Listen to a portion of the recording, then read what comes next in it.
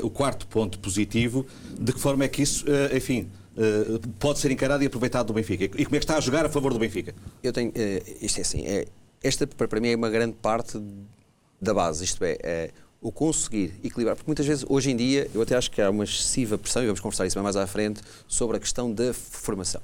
E um clube, e parte do sucesso desportivo, e consequentemente do sucesso financeiro, para mim faz-se a partir do equilíbrio entre esse binómio. E o Diogo estava a falar disso ainda há bocadinho, isto é, há jogadores na América do Sul ou em África, ou o que for, que conseguem ver nos clubes portugueses, nos principais clubes portugueses, um bom viveiro, uma boa incubadora, se estamos a falar em linguagem de empresa, é um bom espaço para trabalharem as suas qualidades inatas, desenvolverem aqui o seu talento. Há treinadores, há capacidade técnica, há um conjunto de recursos, muito para além do treinador, que hoje em dia Portugal tem na ciência do treino e na ciência do futebol, que faz potenciar um conjunto de talento, seja ele de onde vier.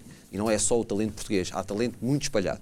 E o Benfica conseguiu ao longo dos anos esse binómio de qualidade.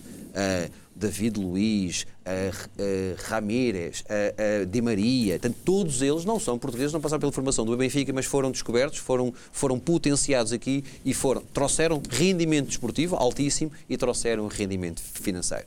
O Porto, durante muitos anos, e já para fazer um bocadinho a comparação e antecipar, o Porto consegue comprar e vender bem. Agora tem uma equipa campeã da Youth League e, mais uma vez, começa a haver alguma pressão adicional para que isso possa acontecer.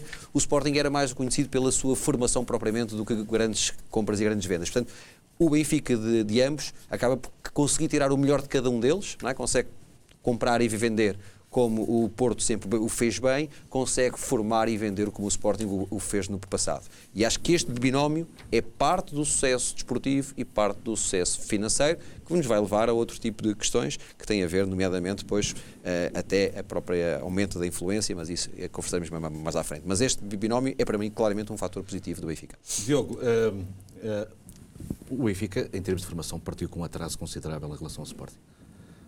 O que é que aconteceu? Foi o Sporting que adormeceu ou foi o Benfica que de alguma forma descobriu alguma forma de ser hoje, enfim, de tomar, e até é o próprio Presidente... Sem tirar a palavra ao Diogo, começou a ganhar esportivamente, começou a ter dinheiro para investir, mas e há a visão, mas sabe, Sim, repara, eu acho que primeiro temos que olhar para dentro e depois olhar para fora. Se o Sporting até podia ter trabalhado muito bem, o Benfica também trabalhado bem. E aí ganhávamos todos, porque ainda seria mais forte. A verdade é que o Benfica dedicou muito do seu tempo àquilo que era neste momento o Seixal. E até certo ponto, sem tirar grandes proveitos disso em termos desportivos. Em termos financeiros, sempre conseguiu potenciar isso através de uma das parcerias, o Jorge Mendes, que conseguiu potenciar jogadores que não jogavam na equipe principal. Porquê? Porque o Benfica tinha jogadores para aquelas pessoas e tinha bons plantéis na altura. É uma realidade. Se vá a Bernardo Silva, João Cancelo, não era fácil naquela altura de se tornar Aimares, Sálvios, enfim, Maxi Pereira, que estava de uma forma fantástica. Portanto, desse ponto de vista, o Benfica investiu sempre no centro de estágio e continuou a melhorar o centro de estágio sem ter aquela pressão de colocar os jogadores. O objetivo era, no futuro, vamos ter a base da Seleção Nacional vinda do Seixal. E a verdade é que quando necessitou, porque o Benfica necessitou, porque esta viragem de política do Benfica foi pelo facto de o BES ter entrado em falência, é uma realidade. O BES era um dos grandes parceiros do Benfica.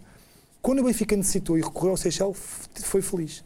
Mas a felicidade dá muito trabalho, teve sorte. Não teve sorte, a sorte dá muito trabalho. E a verdade é que o Benfica foi sempre criando condições, em termos de recursos humanos, não só de jogadores, mas também de treinadores, isto é fundamental. Treinadores que tinham competências técnicas, mas também competências humanas, de forma a potenciar os jogadores. Criou uma equipa B em que colocava jogadores do Júnior já a jogar na equipa B, num contexto competitivo diferente, para eles se habituarem a jogar num nível mais duro, mais difícil, numa competição difícil como é a segunda Liga, e conseguiu potenciá-los de forma a que obtivesse depois resultados. Neste momento, comparando uma academia com a outra, não há comparação, é público, é notório, e o Benfica, apesar de estar à frente dos outros, isto é um ponto importante, não adormece. Continua a evoluir, continua a crescer. E isto é um dos pontos que permite que o Benfica neste momento esteja na vanguarda. Porque misturando aqui um bocadinho tudo, neste momento o Benfica, reparem, em termos de dívida líquida, no final do primeiro semestre tinha 131 milhões de euros. O Benfica tem que ter a visão de que ao vender jogadores é importante para o Benfica também ir abatendo a dívida. Porquê? Porque mais tarde ou mais cedo as taxas de juros vão subir novamente. E repara, o Benfica já tem um centro de estágio com muita capacidade, com muito investimento. Consegue gerir a sua dívida. Quando as taxas de juros começarem a subir, o Benfica vai, teoricamente, com dificuldades, mas vai se manter tranquilo. Porquê? Porque já fez muito o seu investimento. Agora imagina, olhando para o Porto e para o Sporting, que tem um nível de dívida igual ou superior ao Benfica, que não têm os mesmos resultados, que não têm o investimento feito na formação e que têm que investir na formação. Imagina quando as taxas subirem, vão ter mais dificuldades em pagar a dívida e não vão conseguir recorrer aos centros de formação como consegue o Benfica. Portanto, neste momento, o Benfica, se tomar as decisões estratégicas, se tiver decisões estratégicas bem delineadas, está claramente um passo à frente dos outros. Mas, atenção, continuo a dizer, a Liga dos Campeões é muito importante e continua a ser muito importante para todos os clubes. Porquê? Porque, em termos estratégicos, nós em Portugal não tivemos uma visão conjunta. Cada um pensava por si. Neste momento, só colocamos um na Liga dos Campeões. Portanto, os resultados desportivos continuam a ter peso. Mas, dos três grandes, se me perguntares aquele que pode viver melhor sem os resultados desportivos, é claramente o Benfica.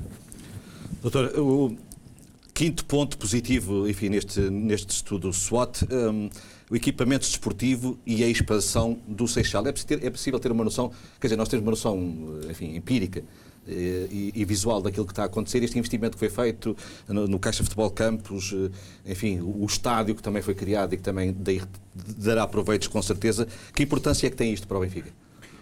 Eu até gostaria de traduzir este investimento no equipamento desportivo e expansão em investimento em tecnologia. O Benfica foi talvez o clube em Portugal que mais apostou em novas tecnologias para potenciar ao máximo a performance dos seus atletas. O Benfica foi pioneiro na monitorização do biorritmo dos jogadores, foi pioneiro no investimento em tecnologias de análise detalhada do jogo e do rendimento dos jogadores em campo. O Benfica foi pioneiro na detecção, por exemplo, das lesões mais precoces nos seus atletas, e o Benfica é conhecido pelos adeptos que seguem mais, ou com mais naturalidade, ou com mais atenção, estas temáticas. O Benfica tem algo chamado Benfica Lab. Portanto, um género de laboratório em que utiliza tecnologia para potenciar os resultados desportivos dos seus adeptos. Portanto, o Diogo há pouco falava, obviamente, daquilo que é a natureza do treino, da prospeção dos jogadores e até de colocar os atletas mais júniores sob pressão. Isso é feito naquilo que é o Campos do Seixal e na política desportiva de valorização de ativos da parte da Benfica SAD. Mas, hoje em dia, as organizações, sejam elas empresariais ou desportivas, dificilmente podem competir no patamar mais elevado sem investimentos avultados em tecnologia. E aí o Benfica claramente soube-se antecipar em Portugal, soube investir em tecnologias de ponta, e o Seixal também é a prova disso. O Seixal não é só jogadores com idade ainda precoce, com muita evolução pela sua frente. O Benfica é ciência, o Benfica é tecnologia, o Benfica é um patamar competitivo muito acima daquilo que se vê ainda em Portugal.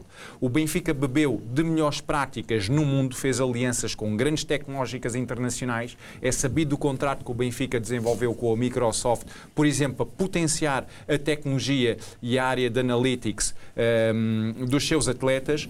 E eu acho que o Benfica tem até algo a ensinar a alguns dos melhores clubes do mundo. Repara, o Benfica é a única marca de clubes portugueses nas 40 mais valiosas do mundo. Já é um facto muito significativo. Não é dito por nenhum estudo nacional. Não são portugueses que dizem que o Benfica é uma das marcas mais valiosas do mundo. Há estudos internacionais. Há um conhecido da Brand Finance que diz que a marca do Benfica é a 40ª mais valiosa do mundo, e não há nenhuma outra marca portuguesa nesse top de 40 marcas. Isso é fruto, obviamente, desta gestão. Há outros estudos conhecidos que colocam o Benfica também com um perfil bastante positivo em termos daquilo que é o domínio das próprias ligas, as chamadas Big Five, as maiores ligas europeias. A própria, citando um estudo que a Deloitte tem, é conhecido, o Money League, todos os anos é publicado, coloca o Benfica como o clube com mais receitas em Portugal, mas lá está, é o tal processo. O Benfica, para chegar a um resultado que claramente é superior aos seus concorrentes diretos no território nacional, é fruto de um processo que depende daquilo que a gestão determina que é necessário fazer, daquilo que a gestão faz, mas também da capacidade da própria gestão. E este investimento em tecnologia, em pessoal, em infraestrutura, potencia a capacidade de gestão e a capacidade desportiva ao máximo e leva a estes resultados que são, de facto, do ponto de vista da excelência, resultados muito bons para aquilo que é um clube em Portugal. Miguel Henrique, vamos passar para o 6º ponto e este se calhar vai ter que ser explicado com alguma... Porque pode... E eu vou assumir a paternidade da coisa, que é para não ver aqui... Com algum cuidado, não vai ser alimento portanto, mas problema. O 6º ponto é influência no centro de decisão. Nós estamos a analisar os fatores, as forças, no fundo, os fatores positivos. Se são um bocadinho internos ou mais externos, é óbvio, mas para mim, e na análise que tento ser o mais lúcido possível, eu tenho que assumir que hoje uma das forças do Benfica é obrigatoriamente a influência que conquistou.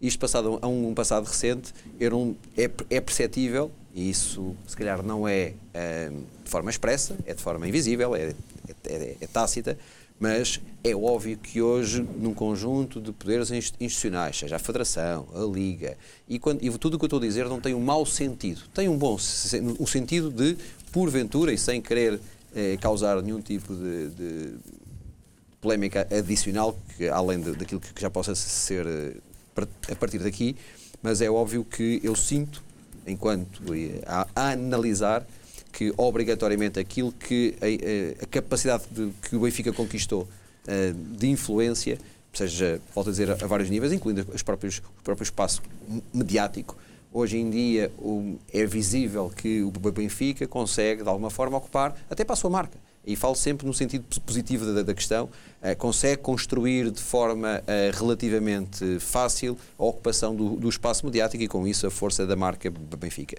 Para mim, não tenho dúvidas em afirmar que se nós tivermos que identificar um dos fatores positivos, logicamente que essa influência nos centros de decisão é um deles, mais ou menos assumido, mais ou menos claro, não estará escrito em livro nenhum, mas para mim é. Vamos entrar agora no segundo fator, são os fatores negativos. E esta é aquela altura da praxe em que o pivô pede, enfim, já aquecemos, já estamos, para acelerarmos um bocadinho, que são tantas as coisas que eu já tenho receio da gente ter alguma dificuldade em cumprir. Aliás, a gente já sabia disso. Já sabia que não ia ser fácil de cumprir isto tudo, mas vamos tentar, enfim, até para sermos mais complexos. Vamos aos fatores negativos, o primeiro dos quais a pressão na formação versus a competitividade europeia. No fundo, Diogo, perguntar-te isto diretamente, que é, ao se querer apostar tanto na formação, pode-se ou não pôr em risco? É compatível com as exigências, por exemplo, de uma Liga dos Campeões e de um projeto que o Benfica tem claramente assumido pelo Presidente, de, por exemplo, ganhar um dia uma Liga dos Campeões? Ganhar a Liga dos Campeões é muito complicado, mas é muito complicado com formação ou sem formação, porque mesmo sem formação nós não temos a capacidade de ir buscar os jogadores que outros têm. Portanto, desse ponto de vista, já partimos atrás daqueles que são os grandes candidatos ao título da Liga dos Campeões.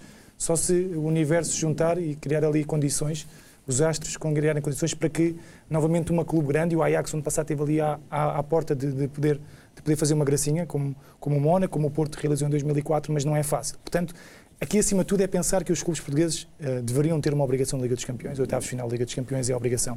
Depois, se o sorteio for bom, até podem chegar aos quartos de final, como chegou o Porto ano passado. Mas é esse o grande objetivo. O grande objetivo é ir passando, é ir mantendo-se na prova, mostrar que tem capacidade em termos europeus, valorizar os jogadores, porque quer queiramos, quer não, continuamos a depender não só das receitas da Liga dos Campeões, mas também da venda dos jogadores. E, portanto, desse ponto de vista, acho que esse é o principal objetivo. E parece-me que a formação se coaduna com este tipo de objetivos, porque se nós temos uma equipa com equipas competentes e, por exemplo, em casa, nós vimos jogos Benfica-Porto, Benfica-Sporting, e são jogos competitivos, porque não nós chegarmos a uma fase de grupos em que normalmente somos o segundo cabeça de série, consigamos passar essa fase. Portanto, parece-me que sim, até porque nós olhamos para a nossa seleção e vemos que muitos dos jovens que são da formação são os jovens que estão lá com 23, 24 anos. Portanto, sentimos que os nossos jovens estão preparados e têm essa maturidade para encarar estes objetivos. Porquê? Porque desde a formação e muito cedo, com a parte da ciência, com a parte da tecnologia e com a parte prática, são os jogadores que são preparados para chegar e para não tremerem. E cada vez mais nós vemos isso. Vemos que são mais evoluídos dentro de campo, também vemos que são mais evoluídos fora de campo, são mais estáveis psicologicamente e, portanto, essa maturidade, se é positiva na seleção, naturalmente nos clubes também acabará por ajudar. Mas passámos o Benfica passou a não do 8 para 80 neste aspecto. Todos nos lembramos de um dos saldos baita de Jorge Jesus, que um jogador da formação tinha que nascer 10 vezes até estar em excelentes condições e para se comparar com muitos daqueles jogadores, para qualquer jogador que saia do Seixal é o novo João Félix. E até que ponto é que isso de facto não é um fator negativo, ou seja, a pressão que se está a pôr nos miúdos, que qualquer um que lá saia tem que ter cláusulas de 88 milhões e tem que ser o novo João Félix. Deixa-me dizer, lembras-te qual foi o jogador que respondeu a Jorge Jesus ou não? O Bernardo Silva. Bernardo Silva. Foi e ele provou ter razão, atenção. Está vivinho da Silva. Mas aí já demonstra a personalidade do jogador. É assim, o Benfica tem que ter a noção de que o que aconteceu no último ano foi uma situação excepcional. Já o disse por várias vezes aqui. Todos os miúdos que foram lançados deram sucesso, com exceção do Jota, que se calhar era um daqueles que todos pensavam que queria ter sucesso naturalmente. Foi aquele que teve mais dificuldade em se impor. Portanto, o Benfica, tendo a noção de que tem que ir lançando miúdos, mas tem que perceber que os miúdos não vão resolver todos os problemas. E parece-me que esse mindset está criado, porque se fores ver, o Benfica não vendeu o João Félix e o Jonas, e vai ter que possivelmente reforçar novamente essa posição, mas de resto manteve aquela que é a sua base, mas com algum espaço para poder potenciar um outro miúdo que já começa a aparecer, e se calhar são miúdos que nós olhamos e que efetivamente têm essa capacidade. Agora, se o Benfica, se a pergunta que tu me fazes é aquilo que aconteceu ao Sporting, que de repente só metia miúdos, e eram miúdos com muita qualidade, e nós vemos hoje aqueles miúdos que jogavam na equipa do Paulo Bento, foram a base da seleção do Euro 2016. Mas que, efetivamente, todos juntos não conseguiram ser campeões. Porquê? Porque falta a tal experiência, falta a tal maturidade, as vivências anteriores, jogadores que dentro de campo, quando as coisas não estão a correr bem, os seguram, os agarram, eles têm a tal estabilidade, mas eles muitas vezes têm que ser guiados. E, portanto, é importante que o Benfica e que, sobretudo, os adeptos percebam isso. Porque o conto de fadas não dura sempre. E se o Benfica tiver a pensar que vai colocar 4, 5 jogadores todos os anos para serem titulares, isso não vai acontecer. Agora, tem que ter a expectativa e a ambição de colocar pelo menos 1 ou 2 jogadores no plantel principal para ser lançado e para ganhar o seu espaço. Aí sim, e se o Benfica conseguir fazer isso com os resultados financeiros que tem, não sendo obrigado a vender jogadores, ou podendo vender uma ou outra peça, naturalmente o Benfica vai conseguindo equilibrar, um bocadinho como aconteceu com o Ajax. Vendeu o Kluivert, foi buscar o Tadic e fez uma época fantástica. Porquê? Porque estabilidade em termos financeiros, vendeu um jogador porque tinha que vender aquele jogador, mas de repente consegue enquadrar a equipa e colocar jogadores experientes com jogadores jovens e consegue potenciar o retorno financeiro e o retorno desportivo. Pedro, o segundo fator negativo tem a ver com o passivo, que ainda é elevado. É verdade que aqui a gente pode ver sempre o copo meio cheio ou meio vazio, porque também é verdade que não só tem vindo a baixar, ainda do primeiro semestre das contas do último exercício desceu mais 30 milhões, como inclusivamente o Benfica conseguiu algo, enfim, que se calhar não seria tão expectável, que é, já não tem o maior passivo dos clubes portugueses. Neste momento, segundo as contas, será o do Futebol Clube do Porto. E lembrar que, uma vez mais, que na próxima quinta-feira falaremos de Futebol Clube do Porto e depois no dia 1 do Sporting. Mas este passivo preocupa ou não? Ou deve preocupar o Benfica? Vou tentar dizer muito diretamente às pessoas que estão lá em casa o seguinte em relação à sua afirmação, Jorge. O Benfica, o último dado oficial disponível, que é da SAD a 31 de dezembro de 2018, mostra o passivo mais baixo, o valor de passivo mais baixo desde a época 2010-2011. Portanto, o Benfica consegue finalmente inverter aquilo que era uma situação em que o passivo estava elevado e estava praticamente estagnado, portanto mantinha valores elevados há várias épocas, e o Benfica tem vindo a reduzir nos últimos 3 anos o valor do passivo e prepara-se muito provavelmente para baixá-lo muito consideravelmente quando a SAD publicar o seu relatório de contas da época 18-19. E ainda um fator a destacar. Portanto, o Benfica anunciou a venda do João Félix já no novo exercício económico de 19-20 por 126 milhões de euros. Quer dizer, é um valor inacreditável, o valor mais elevado sempre de um atleta nacional e a maior venda de sempre de um clube desportivo em Portugal. O Benfica tem, de facto, um passivo que os últimos números apontavam para cerca de 367 milhões de euros. O Benfica chegou a ter o valor mais alto, foram 455 milhões. Portanto, o Benfica consegue aqui uma compressão rápida de quase menos 100 milhões de euros, quando a registar ao número de 31 de dezembro de 2018, estes 367 milhões, o Benfica consegue ainda vender nos 6 meses seguintes, vende o Raul Jiménez, vende o Talisca, vende o Jovic, vende o João Carvalho e ainda anuncia a transição da Benfica Estádio e da Benfica TV da SAD para o clube por 99 milhões, ou seja, o resultado líquido do Benfica nesta época será de tal forma, nesta última época, será de tal forma confortável que o Benfica, obviamente, terá aqui uma gestão de liquidez a fazer e provavelmente irá estruturar a sua dívida, liquidar a sua dívida e baixar ainda mais o valor do passivo. Este é o primeiro aspecto. Portanto, o Benfica, nesta matéria, conseguiu claramente, nestas últimas 3 épocas, começar a inversão. Além do mais, e se analisarmos aquilo que é o passivo a dividir pelo ativo, portanto, em tecnicismo chamamos o debt to equity ratio ou o endividamento, é disto que estamos a falar, A Benfica SAD tem um endividamento de 82% na última época, portanto, dividido passivo sobre ativo. Isto quer dizer, como o número é abaixo de 100%, que tem mais ativo do que passivo. E reforçar que os jogadores de formação não estão contabilizados. E reforçar que os jogadores de formação podem não estar contabilizados, ou não estão contabilizados, como o Diogo diz. Mas estes 82% comparam com 105% da Sporting SAD e com 109% da Porto SAD. Portanto, o Benfica, dos três grandes, é o único a ter um ativo superior ao valor de passivo, é o único a ter um rácio de endividamento abaixo dos 100%, o que mostra mais uma vez a posição confortável do Benfica, que sim, pode ter um passivo elevado para aquilo que são as sociedades anónimas esportivas em Portugal, mas nenhuma também tem o ativo que o Benfica tem e principalmente quando está numa situação líquida positiva com capitais próprios a aumentar consideravelmente.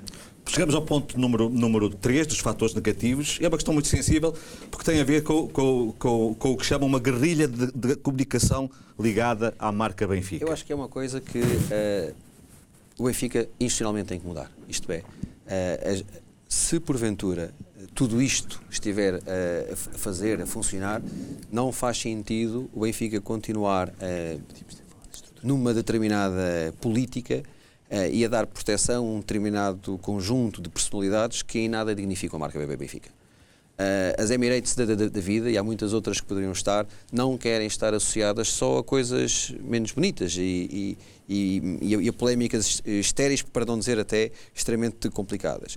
Algo que porventura deve, eu percebo, e todo o processo político dos últimos 20 ou 30 anos, e não vale a pena, só isso dava um programa, pronto. Mas tirando a fotografia hoje, tirando tudo aquilo que de positivo já foi conversado, se hoje dissermos uma coisa que claramente, para mim, afeta a marca Benfica, é o estilo guerrilheiro e de alguma forma um bocadinho trauliteiro que por vezes a comunicação da marca Benfica tem. Não é compatível coisas que se vêem em alguns pontos, em alguns momentos em Portugal, com aquilo que, por exemplo, o Departamento de Marketing está a querer fazer nos Estados Unidos. O ligar-se aos 49ers e ligar-se ao futebol americano, querer conquistar, isso é o caminho certo para a marca Benfica. Essa é a visão certa para a marca Benfica. Eu percebo que está-se numa guerra e possivelmente é assim que é vista, mas, tirando a fotografia ao dia de hoje, é algo que o Benfica deve querer alterar de forma a que a sua marca não esteja associada a questões menos positivas e menos bonitas. Diogo, quarto fator negativo, a perda de referências de atacantes. E basta pensar em dois nomes. O Benfica, de uma assentada, perde Jonas, que se retira, e João Félix, que vende. Enfim, perde uma capacidade e uma veia goleadora que ambos tinham. E a gente sabe que sem golos não se ganham jogos, não há vitórias, não há resultados. Ou seja, ok, o Benfica encaixou 120 milhões, mas que preocupação deve o Benfica ter em relação a isto? É uma preocupação natural. Muito mais do que os golos era a forma como eles participavam no jogo. O Benfica ano passado marcou 100 golos, salvo erro, o João Félix marcou 15 no campeonato e o Jonas outros 15, 30. Marcaram 30% dos golos, mas sobretudo a forma como eles participavam no processo ofensivo. Não há jogadores iguais, não se vai encontrar um substituto direto de Jonas e de João Félix, mas a realidade é que os grandes jogadores já passaram pelo Benfica, muitos grandes jogadores, e foram substituídos. E o Benfica neste momento tem capacidade financeira para ir ao mercado. Mas se não tiver que jogar em 4-4-2 porque não tem dois avançados, consegue alterar o sistema e tem muitas soluções para as alas, muitas soluções para o meio campo. Portanto, desse ponto de vista, não é desculpa para o Benfica perder as referências atacantes. É uma questão que tem que ultrapassar, mas tem qualidade suficiente no plantel, tem capacidade para ir ao mercado apressar ainda mais o seu plantel e tem um treinador que tem tudo, porque manteve a base do ano passado, tem tudo para poder alterar essa situação, para poder dar a volta aos acontecimentos, mas se olhares para trás e perceberes que Jonas se lesionou e o Benfica ficou desesperado e de repente apareceu João Félix, quem sabe também não apressar o outro. Quando o Feza se lesionou e não havia ninguém, de repente apareceu o Gabriel e o Samaris. Quando o Gabriel se lesiona e não havia ninguém, de repente aparece o Florentino. Quando o Salvo era o grande craque e de repente não joga. São situações normais, os clubes e sobretudo os portugueses vivem disto. O próprio Real Madrid o ano passado teve essa dificuldade e é o Real Madrid. Não estou a dizer que o Benfica não vai ter dificuldades, agora a realidade é que tem capacidade e competência para dar a volta à situação e sobretudo tem que tomar as decisões estratégicas no momento certo e com a visão estratégica bem definida. Volto ao Miguel para falar no quinto ponto, a perda de referências de liderança no balneário. No fundo é uma outra perda. É isso, e as duas coisas são juntas. Eu, quando coloquei isto, eu já até ultrapasso um bocadinho. A saída do Luizão, a saída do Jonas, a saída do Sálvio, a saída do Feija, porque mesmo o que ele conquistou, e o Diogo poderá responder em relação a isto, hoje, quando se vê as referências mais antigas, é o Jardel, o André Almeida, é o Pizzi.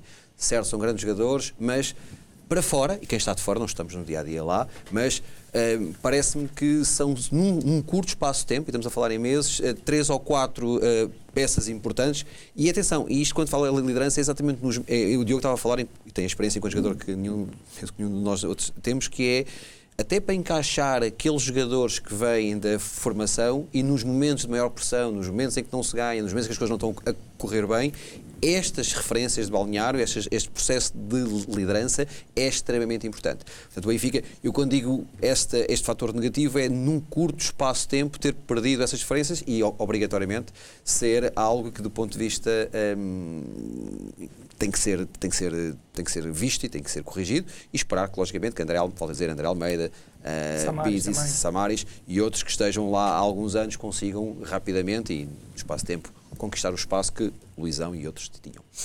Vamos passar agora à parte das oportunidades, que no fundo é o terceiro grande pilar desta análise enfim, à situação do Benfica, que tem a ver com as oportunidades que neste momento, enfim, os próprios enfim, gestores e responsáveis do Benfica já terão identificado e como é que eles vão tentar, ou como eles devem, no vosso entender, como especialistas.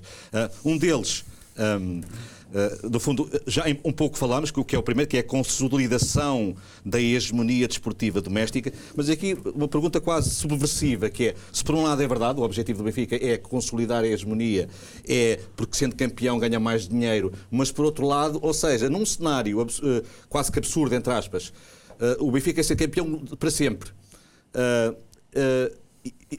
A perda de competitividade e de interesse não ia jogar também contra o Benfica? Ou seja, há aqui um ponto de equilíbrio ou não no meio disto tudo?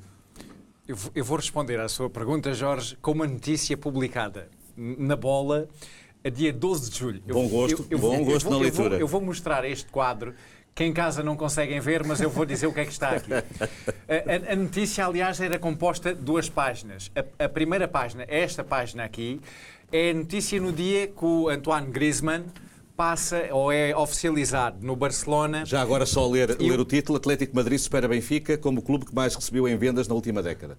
Isto quer dizer que o Benfica, até dia 11 de julho, era o clube na Europa com maior valor de vendas dos seus ativos. O maior clube na Europa com maior venda de jogadores acumulada nos últimos 10 anos. Neste dia, o Atlético de Madrid passou à frente do Benfica, por escassos milhões, portanto, só para quem nos assiste a partir de casa ter uma noção, o Atlético de Madrid, anunciando a venda de Griezmann, passou a somar qualquer coisa como 970 milhões de euros acumulados nos últimos 10 anos, o Benfica com 960. Portanto, basicamente, menos 10 milhões de euros é o grande número, mas há um aspecto a destacar que eu acho que serve para confirmar esta consolidação da hegemonia desportiva doméstica e provavelmente a deixar bases para o Benfica começar a reforçar também algum posicionamento internacional.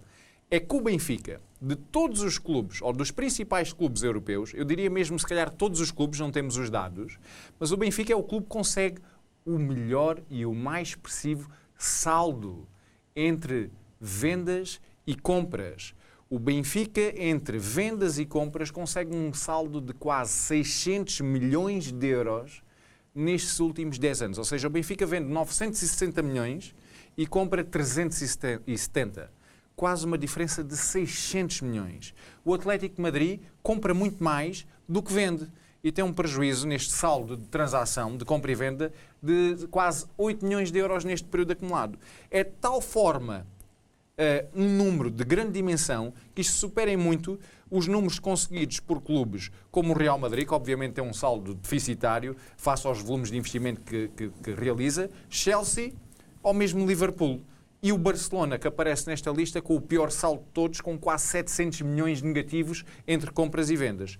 Curiosamente, e aproveitando para falar do Futebol Clube do Porto, o Porto também é um dos clubes com melhor desempenho. Aliás, há já uma replicação em Portugal daquilo que são boas práticas de gestão desportiva e, obviamente, o Porto, tendo aquele rácio de endividamento que há pouco falámos, tem que apostar efetivamente também nesta valorização de ativos e em libertar ativos para conseguir amealhar mais dinheiro e conseguir depois fazer investimentos no seu plantel. O Benfica caminha a passos largos, como já foi dito aqui, para consolidar esta hegemonia. Nos últimos 6 anos, 5 campeonatos, os resultados falam por si. E parece-nos que, olhando para aquilo que é o contexto europeu, mais uma vez vimos aqui ótimos indicadores para aquilo que pode ser o futuro no curto prazo do Benfica. Falou há pouco também do Futebol Clube do Porto. Lembrar uma vez mais que o Porto será o tema central de debate na próxima quinta-feira e que no dia 1 de agosto falaremos do Sporting e que a ordem que temos seguido, no fundo, é respeitar a ordem da classificação do último campeonato. Volto ao Miguel Henrique e à segunda grande oportunidade. Volto assim porque há bocado abordou esse assunto e podemos desenvolver, que é o posicionamento do Benfica para uma eventual Superliga Europeia. Até 2024 as coisas estão mais ou menos controladas em relação àquilo que tem sido a política da UEFA, mas é realmente uma vontade de um conjunto de... E daí, atenção, as receitas que hoje em dia já vêm da Champions é um ticket extraordinário que os clubes estão a receber exatamente para garantir que a Superliga não acontece. Mas mais tarde ou mais cedo eu não tenho a certeza se vai-se conseguir eternizar e se realmente um clube português, que não é garantido, consiga ter um assento habitual na Superliga Europeia, o volume de receita então que estamos a conversar é completamente distorcedor de tudo o resto. E aí, se porventura esta hegemonia desportiva doméstica, que são, volto a dizer, e o Pedro referiu, em 10 campeonatos ter ganho 6, mas nos últimos 6 ter ganho 5, e se isso consolidar, o posicionamento para esta eventual Superliga passa a ser um fator, uma oportunidade brutal que o Benfica terá que explorar e que terá que se posicionar. Passamos para a terceira oportunidade que se oferece ao Benfica, que tem a ver com a explosão desportiva mundial de João Félix. Diogo, de que forma é que o Benfica, a imagem, se calhar a comparação vai ser inevitável, o que o Sporting faz em termos de cavalgar no Cristiano Ronaldo e no Figo, de que forma é que o Benfica também pode aproveitar esta explosão mundial de João Félix, se realmente, como nós portugueses esperamos, der certo no Atlético de Madrid? Olha, mesmo que não existe essa explosão, o Benfica já está a tirar proveito disso mesmo. Por um lado, já conseguiu encaixar 120 milhões, algo que o Sporting não tinha conseguido com o Figo e com o Cristiano Ronaldo, e por outro lado, é o apetite que cria nas pessoas em todo o mundo. Estamos a falar de uma transferência que é falada nos 5 cantos do mundo. 120 milhões é a quarta ou quinta maior transferência de sempre. Portanto, naturalmente, a marca Benfica acaba por ser valorizada com este negócio. Porque é o reconhecimento, por um lado, do trabalho feito no Seixal, de um jogador que jogou 6 meses alto nível, e, por outro lado, é a forma como que o Benfica pode potenciar a sua marca no sentido de conseguir cativar mais sócios, mais adeptos, mais simpatizantes. Portanto, desse ponto de vista, tudo o que roda em torno de João Félix acaba por ser uma vantagem adicional para o próprio Benfica e parece-me que o Benfica está a tirar proveito disso mesmo. Por um lado, o Benfica consolidou a marca de forma a conseguir potenciar este negócio e agora, naturalmente, em função de tudo o que o João Félix for fazendo, o Benfica acabará por sair beneficiado, não só em termos de marca, em termos de marketing, mas também em termos financeiros, porque todos os jogadores do Seixal, se correr bem com o João Félix, naturalmente saem mais valorizados 10 milhões do que aquilo que estavam antes do João Félix ser vendido. 10 milhões ou mais. Vamos ao quarta oportunidade, que a abertura de novos mercados à marca Benfica. Miguel Henrique... Isto tem a ver com... De todas as marcas desportivas em Portugal, excepcionando o Cristiano Ronaldo, logicamente que ele só por si já é a marca, aquela que porventura nós sempre traçamos esse potencial, não é? Porque não é de hoje, é a marca Benfica. E tenho dito isto porque tem-se tentado, eu percebo que o Departamento de Marketing e de Comunicação do Benfica, de Comunicação Institucional do ponto de vista comercial, tem tentado nomeadamente procurar outros mercados, e a ligação aos Estados Unidos, o ir 2 vezes já nos últimos anos para fazer os estágios, fazer estas parcerias, até a inteligência, a criatividade, eu tenho que dar os parabéns ao Departamento de Marketing, porque realmente o futebol, que é o nosso futebol, que para eles é o soccer, tem uma expressão relativamente diminuta. E a associação que é feita aos 49ers é exatamente quase uma espécie de co-branding em que, ok, se não temos visibilidade por uma maneira, vamos lá conseguir chegar por outra. E isso nitidamente mostra que há uma aposta clara em chegar a um mercado altamente competitivo, mas de uma dimensão quantitativa e qualitativa tal, que é o mercado norte-americano, que se realmente o Benfica consegue ali entrar, lá está, para aqueles resultados operacionais, que é os resultados que têm que ser feitos, além da venda de jogadores, e aqui não contra as transmissões televisivas nem a bilheteira, mas tudo que é ver a nível de patrocínios, porque a gente fala do contrato da Emirates, mas nem toda esta panóplia de dezenas ou centenas de milhões de euros é uma pequena gota de água no oceano. E há um mercado lá fora, há um mercado para fora, em que o Benfica realmente tem essa capacidade e é uma oportunidade a explorar. Pedro, quinto e última grande oportunidade, melhores condições de financiamento. Eu penso que isto também se prende muito já como o mercado está, o dinheiro está barato, utilizando uma expressão, enfim, mais conhecida e mais popular, e o facto de, se calhar, quando o investidor escolhe em quem investir, até que ponto é que estes números ajudam a optar pelo Benfica?